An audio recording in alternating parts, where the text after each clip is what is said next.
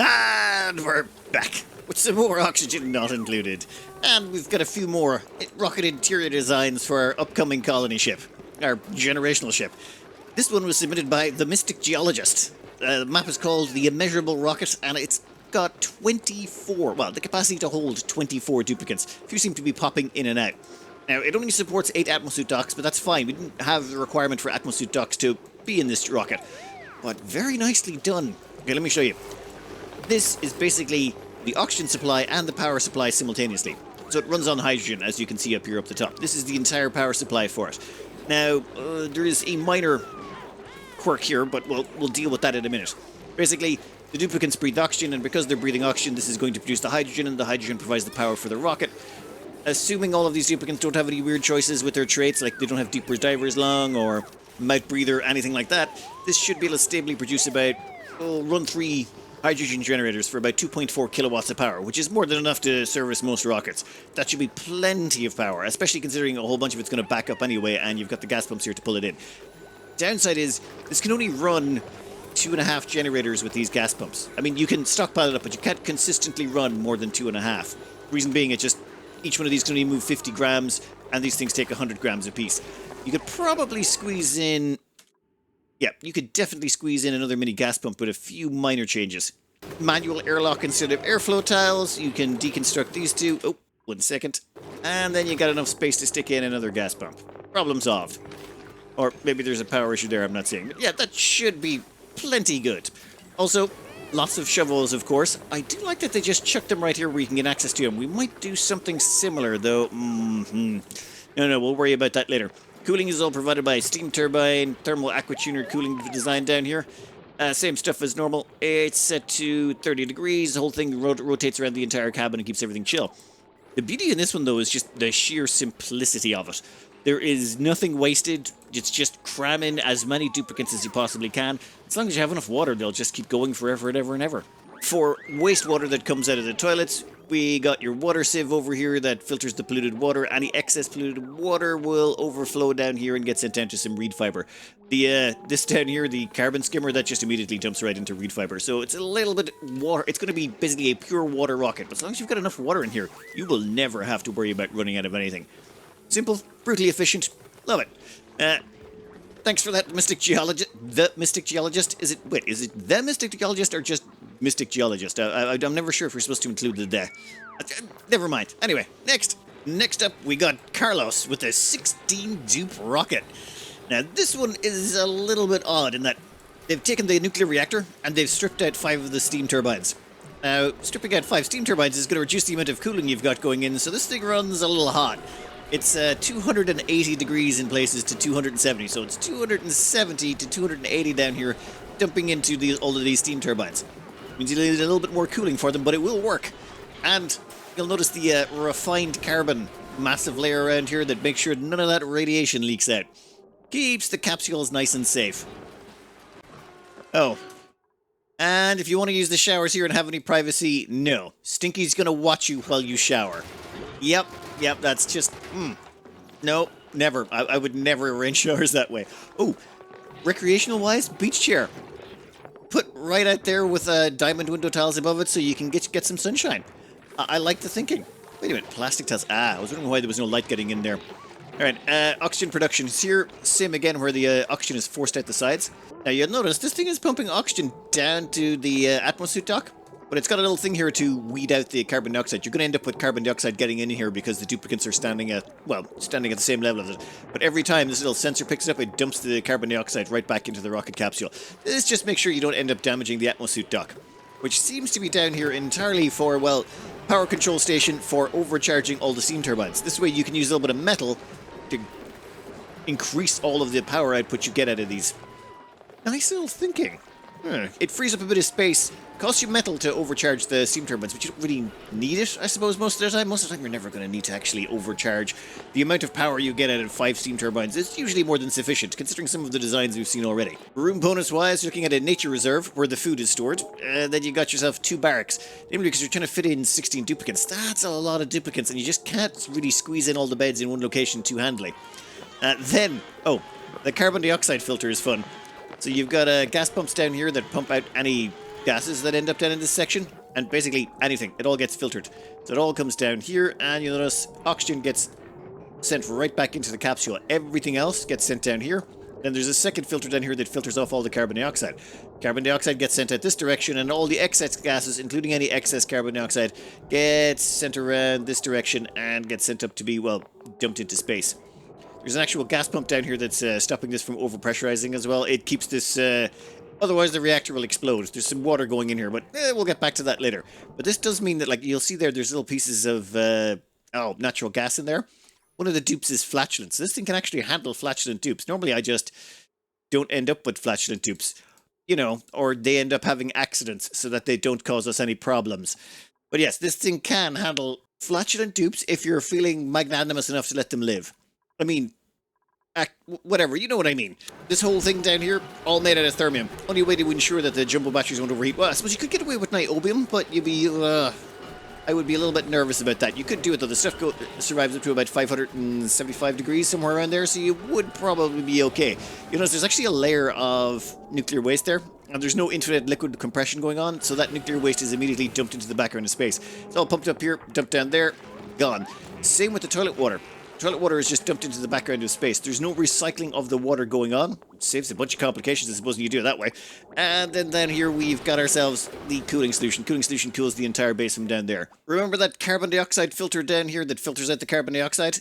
Well, that all goes up here to go into the canister filler, and the canister filler is used to top up the soda fountains. So you can keep your duplicants nice and hopped up on soda juice. Like, look at their eyeballs.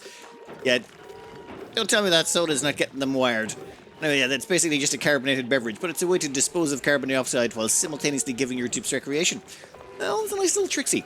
Oh, food-wise, we've got a whole bunch of shovels up here, and they're in range of this auto sweeper, which then dumps them into the electric grill when they turn into meat. So, boom.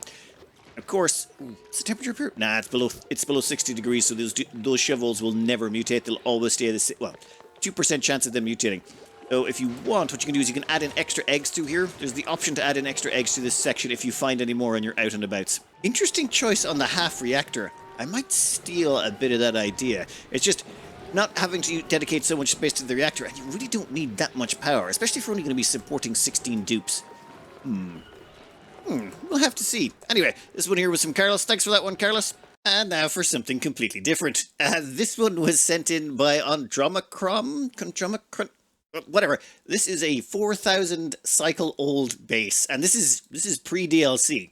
So there is no space rocketry, nuclear reactor stuff going on here. You're back with the old star map with planets you have to fly out to.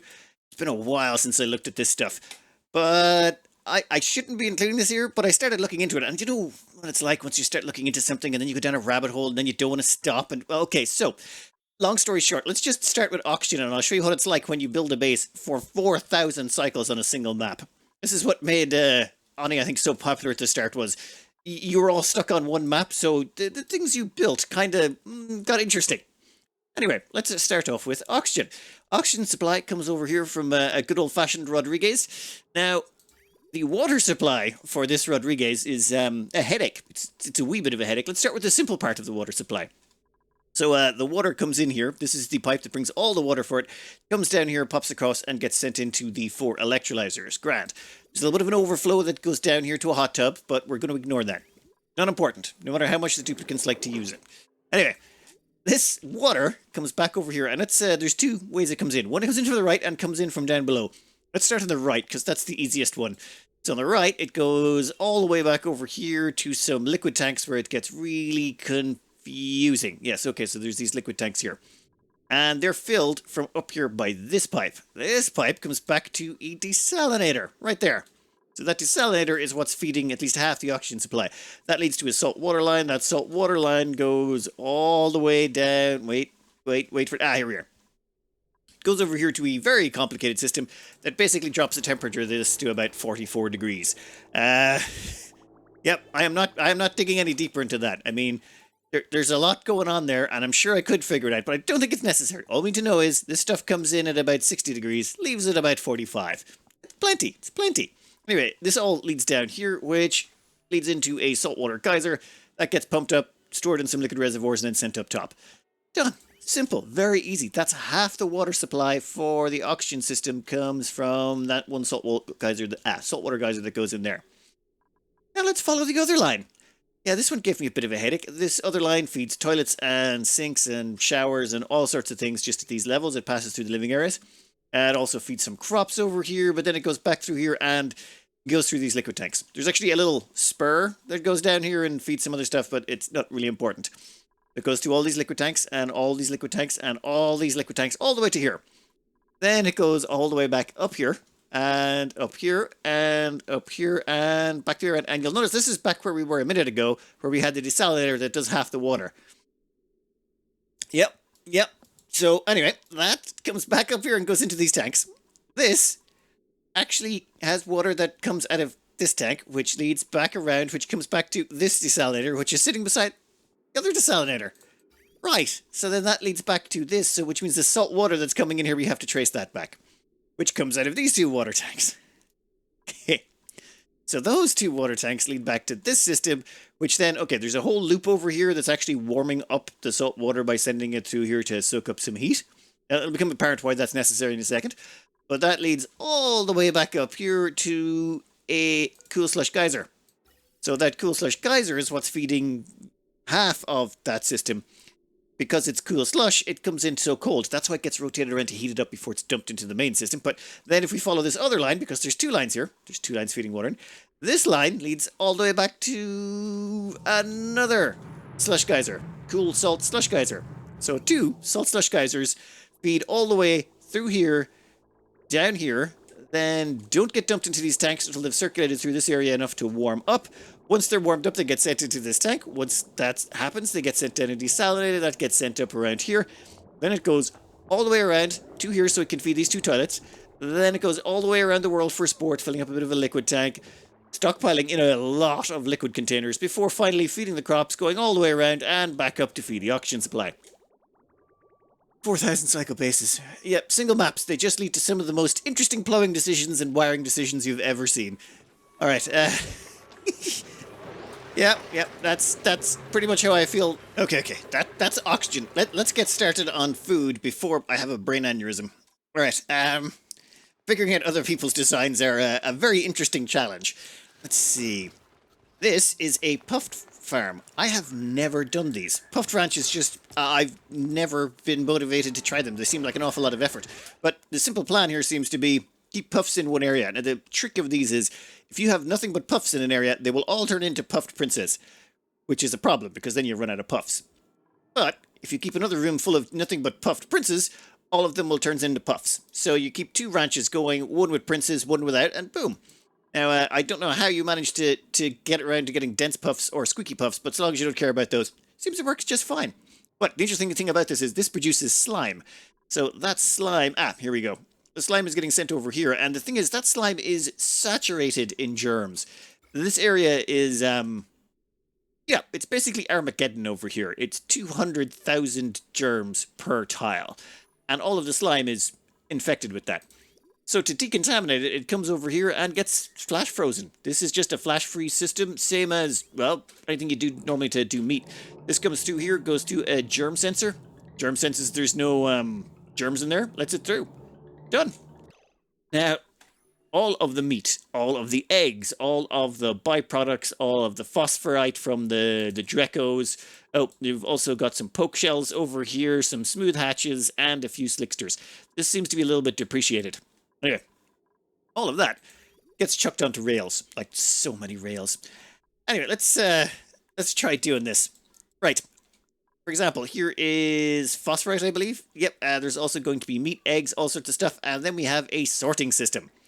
So this one checks to see if you've got rock pile, or, where is it, balm lily flower, and I think, Dreclet eggs, and coal.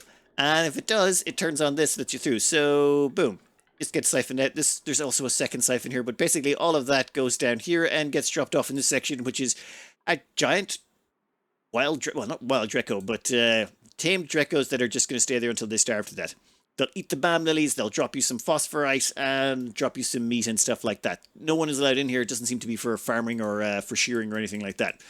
Anyway, That goes on. Then over here we've got a second filtration system. This one filters out, oh god, a whole bunch of other stuff. That then goes all the way over here and down and around. And I think there's coal goes over here for the coal generators. Polluted dirt goes over here for the morbs. The morbs combined with the polluted dirt produce oxygen. That very germy oxygen, because this place is of course absolutely saturated with the germs as well, gets sent all the way back over here to feed right back into the puffs. Done. As far as I'm aware, the puffs do about a 98% conversion ratio, though I think the princes are slightly less good at it.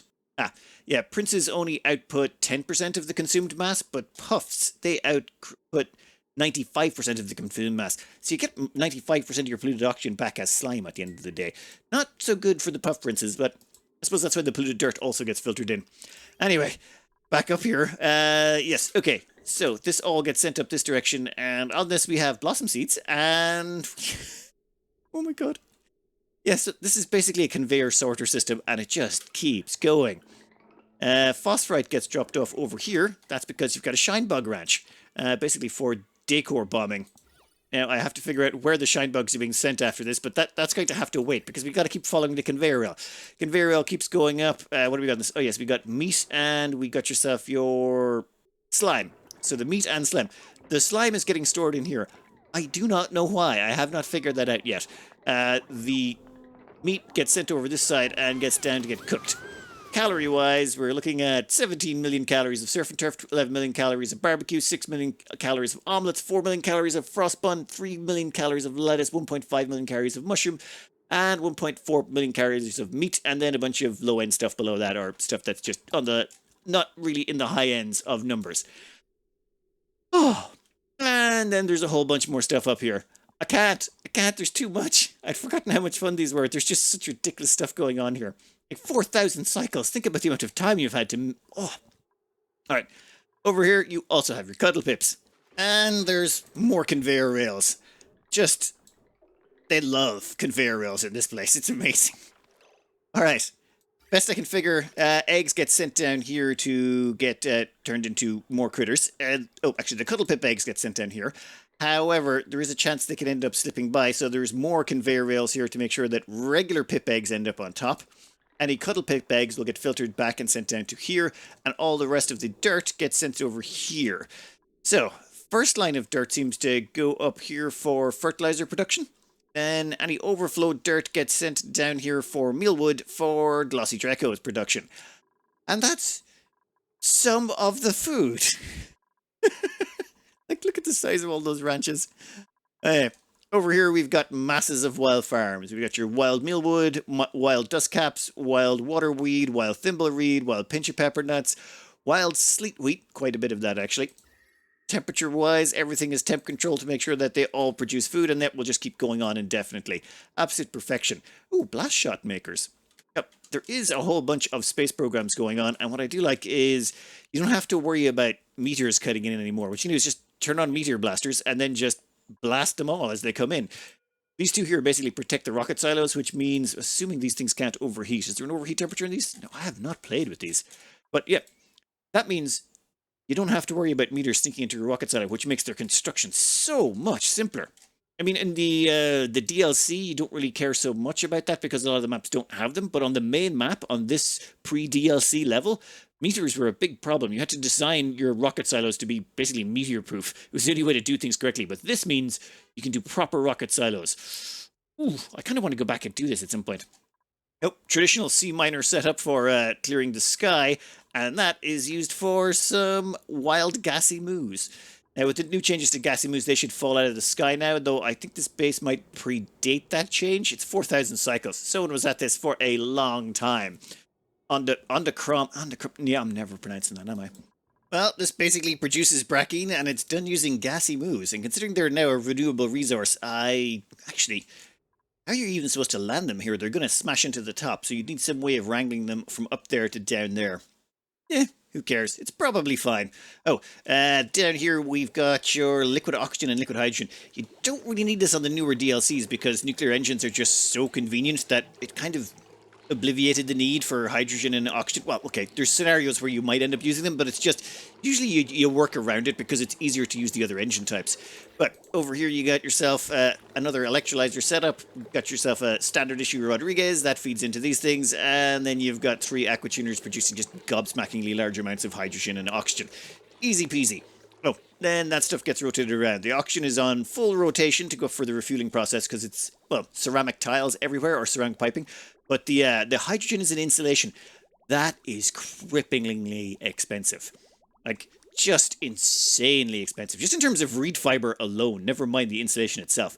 I think it's 4 reed fiber per 100 kilos of insulation, and then you need 4 pieces of insulation to make one, so it's like 16 pieces of reed fiber per 1 tile of that insulated piping.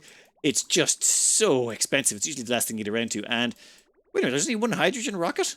All the rest are petroleum with oxygen in. Ah, okay, fair enough. Let's have a quick overview. That's so much piping. Oh, there's a couple of temperature control loops here for this area, but I don't think it really matters. They're well stable, so I don't think that's going to change so much. There is the one interesting thing going on down here. I was wondering how they were getting petroleum. These petroleum generators are operating pretty much full time. However, this petroleum boiler looks to be depreciated. There's no movement on it at all. Then I discovered that they'd moved the petroleum boiler over here. So there's a petroleum boiler this section working on an aquatuner made of thermium, but it's actually in carbon dioxide. No steam, no nothing. They just put in 67 kilos of carbon dioxide per tile, and then it's hooked up directly to a thermosensor. If it goes below 405 in here, turns on the aquatuner heats up the petroleum. Done. Just how do you even end up with that much carbon dioxide in one spot? How? That just makes no sense to me. These sort of things, you normally just end up throwing in some water because it's easy to move a large quantity in there. It'll turn into steam once it heats up a bit. How do you get in 67 kilos of carbon dioxide pressure in one spot? It seems like that would be really complicated and difficult to do. But it's been done, so there we go. That produces the petroleum. Petroleum comes all the way across here and feeds into the petroleum generators. It feeds up here and gets sent into the lot of them. There appears to be like 6 generators there, which means it shouldn't be able to run all of them, but one of them seems to be, well, it seems to be an on-demand system, which means they're not on all the time, which is why there's the option for overpower. Well, more than 5. So down here, though, there's this overflow system, so that if there's too much petroleum coming in or it's not being burned off in time, it overflows in here and dumps into this section. And there is just an ocean of petroleum in here. It is gargantuan amounts of petroleum. 27,951 tons of petroleum in just that tile alone. 12,000 tons, 9,000 tons, 35,000 tons. There's just too much. Now, I never, ever do this sort of thing, but I have to break this. I can't not. I have seen oceans that have compressed down to smaller than this, and I need to see what happens if it, like, explodes just a little bit. I apologize, I never do this, but I can't help it. Let's just deconstruct that. Yep, that's probably fine. You know what, we'll deconstruct that as well. It'll speed things along nicely. Anyway, let's go around to exploring the base, and we'll come back to this later and see how it works out. I think it'll be okay. You should be disabled. Yeah, perfect. Anyway, down here we have an absolute ocean. An ocean of slicksters. Look at the sheer quantity of them. There is 214 slicksters in here. Why are you even summoning it? You're auto-wrangling the surplus? Why? Where do they go? What do they do? What are they for? You know what? Doesn't matter. That's the person's job. Forever and ever and ever. There's no getting around that. You're never stopping doing that. By the time you're finished wrangling the last one, like the first 100 will have already escaped their bonds. Anyway, that's sort of the power brick down here. There is, one second, a whole bunch of power going on in this section. That feeds into a main power spine that goes up through the center of the map, and that feeds into, well, what can it be described as a power spine? This spine goes up through here, feeds off onto large power transformers. You ever need power anywhere, you just put in a transformer at one of these locations. Done. And it leads everywhere. There's just so much power wires. 4,000 cycles worth of power wires all across the map. That's why the slime is being put over here. They're using the spice grinder to make machinist spice, which requires 0.1 blossom seeds and 3 kilos of slime. That is being applied to all of the frost burgers. So if we check out one of these frost burgers, they have been seasoned with machinist spice plus 3 to machinery skill. Huh. Interesting. I never tried using that. There is a transit spine that goes right from the top of the map all the way to the bottom. These are pretty much well, not essential, but they were very important on maps this size because it's just too hard to get your duplicants anywhere. Yeah, all the way down as well. I think the Brackine wax or whatever might be more important for these sort of maps with sizes of this distance. Oh, well, there's also a little transport spur off in this section leading to all the ranching and that massive, massive sorting system. I love the way this was just like, yeah, we'll just add on more and more of these sensors all the way along the line to break stuff off. That is just crazy. They're also super cheap to use. I mean, you're basically just using a conveyor sensor and a conveyor shutoff. There are specific things you can use for filtering things when it comes to shipping, but they take up 3 spaces, they take up power, no. This seems like a very simple way to do things, and it achieves the exact same end result. Core base is over here. Everything in... Let's grab a... Right there. So it's sort of like this is the roughly square shape of it. There's a little bit here at the top and bottom that I kind of missed in that grab, but this is the main exit out into the center of the map, which gets you pretty much everywhere. There is a smaller rear exit. Where is that? Over here. But this leads... Well, I doubt the duplicants would be using this very often, and let's double check. Vacancy only. Yeah, just so they don't accidentally drop off their suits at the wrong dock. But this is more restricted. There's not really much back here. Most of this is dead space, and most of the duplicants will have to leave through the front. They could exit at the back and go through this section, though I don't think they'd want to. There's nothing back here. Most of the map has been strip mined near the top. Lower levels have survived quite well. Surprisingly well, in fact. Oh, and how are we looking down here? Ah, there we go. Yeah, I'm really sorry about this, but I just had to see... There's so much oil in there, and I just had to see what happened. Anyway, maybe I'm just going to do a quick bit of a time-lapse and see what happens to that oil. Turns out there is so much oil in here, it behaves incredibly strangely. I think we're going to have to free this a little bit more drastically to get the results we're looking for. Thinking all that across there can go. Yeah, why not? Oh, and we should probably seal off a little bit at the top here. You know what? You guys can all go, and we'll replace you with airflow tiles. Don't want it breaking through up there just yet. See, that oil, the highest parts... Ooh! The highest parts of it try and go to the top. So if we look at this here, there's massive amounts of pressure. But down the bottom, it seems to push all the way up to the top and forget about it. And the slicksters are immediately hiding in the corner. Smart plan. Smart plan. I don't think that stuff's going to stop anytime soon. Let's see how quickly it can escape its prison.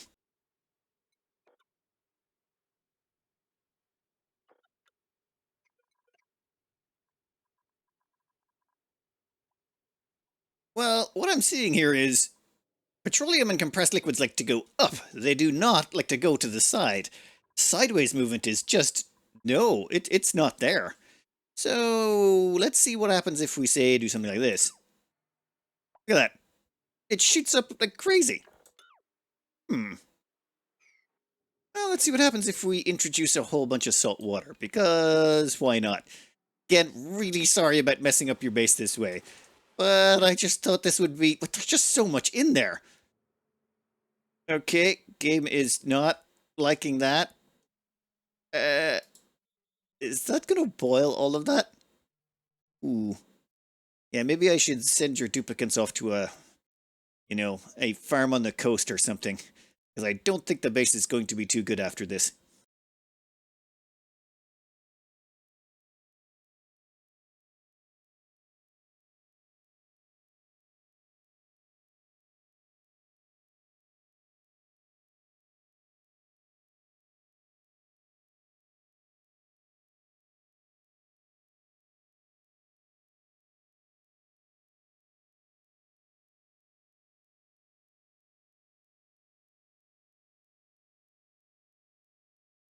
Yeah, that's the real-time movement now. I had to try deleting stuff because the petroleum just did not want to do anything.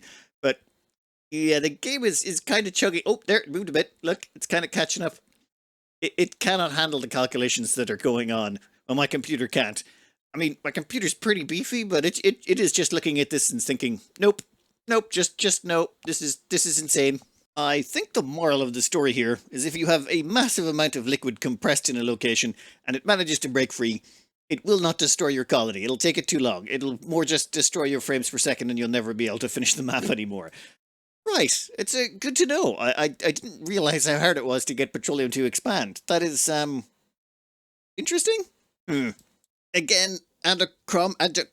I really wish I could pronounce your name correctly. Sorry for doing that to your base. It was just, that was too much petroleum. I needed to just, you know what it's like. Anyway, apologies for the delay on this. It's going to take me a little bit longer to get the last episode of this series out. Reason being, I'm going on holidays on Wednesday, so I can't get the episode out and get it to the quality I'd like, so I want to wait until after I get back. I'm heading off to Spain for a few days. We're going to... Okay, I'm going to mangle the pronunciation. Valladolid. Whatever. We're going over there. We're going to have a good time and relax a little bit. And when I come back, I got to figure out how to cram all those duplicants into a rocket and fire the entire colony through the tear at the same time. Should be interesting. Oh, and we still got to do a little bit of demolition, don't we? Anyway, I've been doing a little bit of gaming on the side to try and make enough episodes to tide us over all the way until Friday, because I won't be back until Monday, which means I probably won't get an episode out Monday. Never mind. So there'll be a little bit of Avorion, and maybe I can squeeze in a little bit of Stacklands as well. We'll see. Oh, and I still got to do Cliff Empire's episode as well. Anyway, I hope you enjoyed, and good luck.